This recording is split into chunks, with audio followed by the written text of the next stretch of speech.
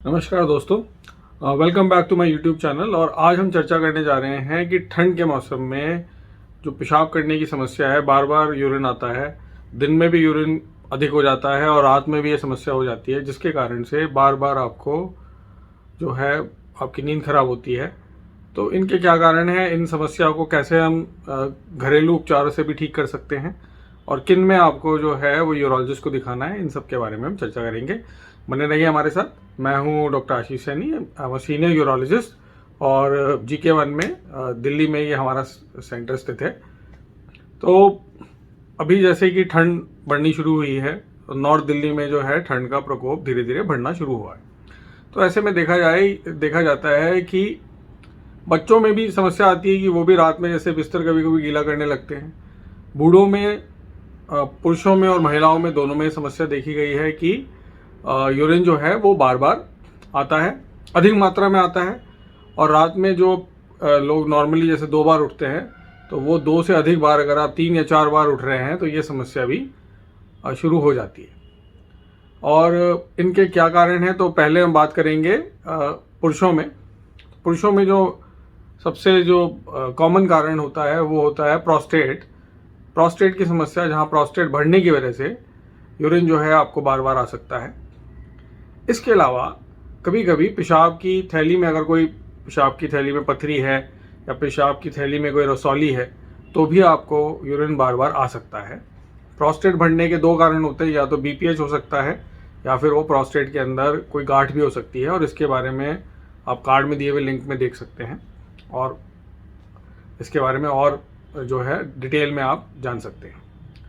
इसके अलावा अगर पेशाब के मसाने में पत्थर हो जाए तो भी यूरिन बार बार आ सकता है। अगर आपको डायबिटीज़ है और डायबिटीज़ अगर अनकंट्रोल हो जाती है तो भी यूरिन आपको बार बार आ सकता है।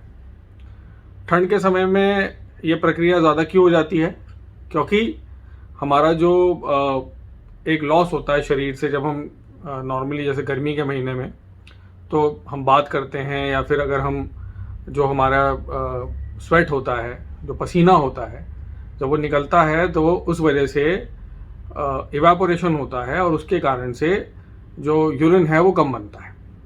तो यही जब तापमान बाहर का जो है कम होने लगता है, तो शरीर से ये जो लॉस होता है, जिसको कि एसेंशियल लॉस कहते हैं मेडिकल लिटरेचर में, वो कम हो जाता है और इसके कारण से यूरिन जो है वो ज़्यादा बनता है।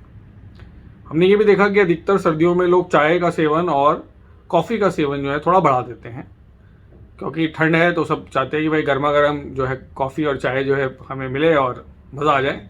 तो इस कारण से भी कभी कभी जो है यूरिन का जो प्रॉब्लम होती है वो बढ़ जाती है। अगर आपको नर्वस सिस्टम की बीमारी जैसे कि पार्किंसोनिज्म होता है, या फिर कभी कभी सेरेब्रल एट्रोफी हो जाती है 60 की एज के बाद, जैसे अर्ली अल्जाइमर होता है, या फिर हम भूलने लगते हैं चीज़ों को, तो जब हमारा दिमाग जो है सिकुड़ने लगता है तब भी यूरिन की जो मात्रा होती है थोड़ी बढ़ जाती है।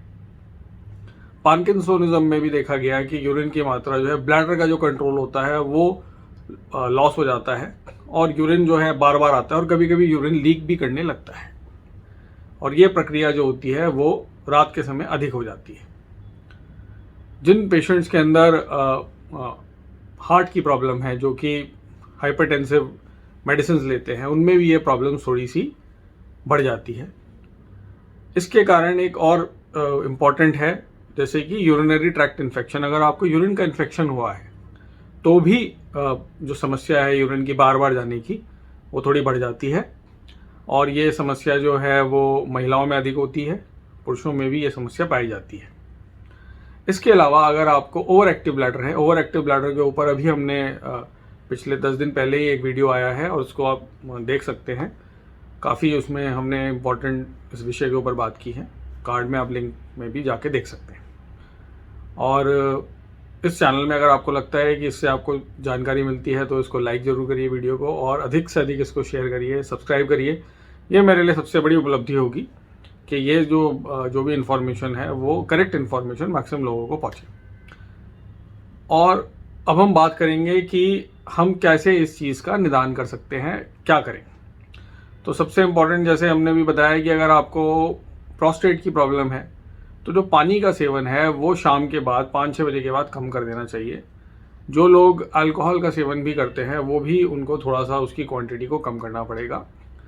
चाय और कॉफ़ी अगर आप ज़्यादा मात्रा में लेते हैं तो वो आप दिन के समय में लीजिए, शाम के समय में उसको लेना, उसको कम करना पड़ेगा। तो जैसे जैसे हम शाम के वक्त में अपना पानी का जो है सेवन कम कर देंगे, या जो डायूरेटिक है, डायूरेटिक मतलब कि डायूरेटिक में एक तो मैंने बताया कॉफ़ी और चाय डायूरेटिक होती है, ऐसे ही कुछ लोग होते हैं जो कि ब्लड प्रेशर को कम करने की दवाइयाँ लेते हैं जिनमें डायूरेटिक एक शब्द होता है। डायूरेटिक मेडिसिन होती हैं, तो इनका भी जो आपको अपने डॉक्टर से सलाह लेनी पड़ेगी कि सर क्या ये जो दवाइयाँ हैं मैं सुबह के समय ले सकता हूँ, ताकि मुझे शाम में जो यूरिन जो समस्या होती है, क्योंकि डायूरेटिक लेने से कभी कभी डायूरेटिक से क्या होता है कि वो ज़्यादा पेशाब बनाती है, ज़्यादा यूरिन बनाती है, तो वो फिर समस्या होगी। तो उसमें अगर आप शाम में वो दवाइयाँ लेंगे ब्लड प्रेशर कम करने की, तो भी आपको ये प्रॉब्लम्स बढ़ सकती हैं। इसलिए आप उसको दिन में ले सकते हैं, पर ये आप अपने जो कार्डियोलॉजिस्ट हैं या जो आपके मेडिसिन के डॉक्टर हैं जिनके अंडर में आपने ये दवाइयाँ शुरू करी हैं, उनसे ही सलाह करके ये आप करिए, इससे फ़र्क पड़ेगा। दूसरा है कि इम्पॉर्टेंट कि आपको अपने आप को गर्म रखना है। आप जितना जो है ठंडा रखेंगे, ऐसे कुछ बच्चों को हमने देखा कि अगर आप घर में सिंपल ये ऑब्जर्वेशन है कि अगर बच्चा रात में कुछ ओढ़ के नहीं सो रहा है तो वो बेड वेटिंग कर सकता है, तो उसको गर्म कपड़े आप पहनिए। ऐसे ही वृद्ध जो भी हैं वो अपने शरीर को पूरा ढके, इवन दस्ताने और मोजे जो हैं वो गर्म पहनने से भी जो ये समस्या होती है थोड़ी कम हो जाती है। इम्पॉर्टेंट ये है कि आपको अगर BPH है या प्रोस्टेट की समस्या है और आप बहुत समय से जो दवाइयाँ ले रहे हैं या दवाइयाँ नहीं भी ले रहे हैं, तो अपने यूरोलॉजिस्ट को एक बार दिखाने ज़रूर जाइए। क्या पता उन दवाइयों में इजाफा करना पड़े या वो दवाइयाँ काम ना कर रही हों। मैंने कई बार देखा कि पेशेंट्स OPD में आते हैं और वो कई सालों से वो दवाइयाँ ले रहे होते हैं। उन दवाइयों के कुछ दवाइयों को बिना परामर्श के, आपने परामर्श एक बार लिया लेकिन फॉलोअप नहीं करा, तो वो ज़रूरी है कि हर 3 महीने 6 महीने में एक बार अपने यूरोलॉजिस्ट को दिखाएं कि भाई ये जो दवाइयाँ हैं डॉक्टर साहब पहले काम कर रही थी अब नहीं कर रही हैं, तो क्या इनमें कुछ परिवर्तन करना पड़ेगा, या फिर क्या पता प्रोस्टेट जो है बढ़ गया हो, उसकी एक जांच करने, अल्ट्रासाउंड करने से पता चलेगा। यूरिन इन्फेक्शन का जांच होता है। तो ये सारी चीज़ें जो हैं इसका ट्रीटमेंट अगर हम करेंगे, UTI का ट्रीटमेंट करेंगे, ओवर एक्टिव ब्लैडर का ट्रीटमेंट करेंगे, और इसके अलावा अगर हम अपनी जो प्रोस्टेट वाली प्रॉब्लम्स हैं उनकी चर्चा करेंगे, उसके बारे में अपने आप बच्चों को जो आपके घर में है उनको बताइए, क्योंकि जब तक आप नहीं बताएंगे तो ये समस्या सामने नहीं आएंगी। ये मैंने कई बार अपने पुराने वीडियोस में भी जिक्र किया कि अगर कोई परेशानी है तो उसको आपको बताना ज़रूरी है। ये इस समय ऐसा है जिस समय ये परेशानियां बढ़ जाती हैं, तो ये मत सोचिए कि इसका निदान नहीं है। अगर हम रात में सही तरीके से सोते हैं तो अगले दिन हम बेटर काम कर सकते हैं, हमारे में ऊर्जा जो होती है वो बेटर रहती है। तो इसीलिए जो नाइट की स्लीप है वो बहुत इंपॉर्टेंट है, क्वालिटी ऑफ लाइफ वो बहुत इंपॉर्टेंट है। 2 बार अगर आप रात में उठ रहे हैं तो वो नॉर्मल है, अगर उससे ज़्यादा बार आप उठ रहे हैं तो फिर ये आपको जल्द से जल्द जो है अपने आसपास जो अच्छे यूरोलॉजिस्ट हों, मुझे दिखाना चाहते हैं तो आप परामर्श कर सकते हैं, ऑनलाइन भी और ऑफलाइन भी, या फिर अपने आसपास जो भी कोई यूरोलॉजिस्ट हैं उनको दिखाइए। इसके अलावा जैसे हमने बताया कि बच्चों को पूरा अच्छी तरह से गर्म कपड़ों में सुलाइए, और इससे भी जो ये प्रॉब्लम होती है फ्रीक्वेंसी की, ये ठीक हो जाती है। और इसके अलावा जो आपकी पार्किंसोनिज्म्स की जो दवाइयाँ हैं, जो आपकी कॉग्निटिव वाली दवाइयाँ हैं, उनको अभी परामर्श करना ज़रूरी है। हमें ये नहीं देखना है कि एज रिलेटेड जो है आपके बाबूजी या माताजी भूलने लगे हैं, उसकी दवाइयाँ आती हैं, वो आप दवाइयाँ देंगे तो ये प्रॉब्लम जो है कम हो जाएगी, और जो है आपकी क्वालिटी ऑफ लाइफ अच्छा रहेगा। क्योंकि ये देखा गया है कि रात में जब आप बार बार उठते हैं तो कभी कभी लोगों के फ्रैक्चर जो होते हैं, आपके जो घुटने का जो फ्रैक्चर है, आपकी जो कूल्हे की हड्डी का फ्रैक्चर है, वो मैक्सिमम जो होता है वो रात में उठने के कारण होता है कि आप अचानक उठे और अचानक उठ के आप जो है बिना, या तो भाई आसपास लाइट थोड़ा ऑन रखिए, जो अपने बेड वाले एरिया है उसकी लाइट थोड़ी सी जला के रखिए, ताकि आप एकदम स्टार्टल फिनोमेना ना हो कि आप खड़े हुए हैं और अचानक से आप गिर जाएं।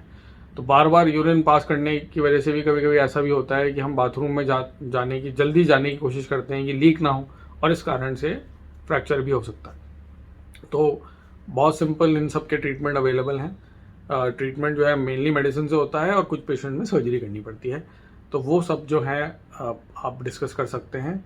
और यही सब मैं आज कह के पूर्ण विराम करूँगा। नमस्कार, आपका दिन शुभ हो।